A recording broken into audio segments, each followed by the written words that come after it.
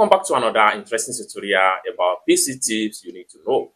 In this video, I'm going to show you on how to simply identify media file used by your Windows PC. So let's see. But before we dive into the tutorial, if you find this tutorial useful and you are brand new to this channel, remember click on that subscribe, turn on the notification bell for more useful tutorial like this. So with that being said, let's get started.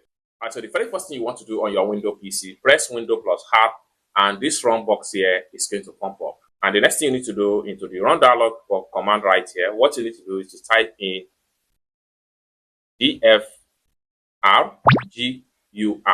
Just type in this particular command in the run dialog box and hit on OK. And in a few seconds, it takes you right here. Now you have your media file type right here.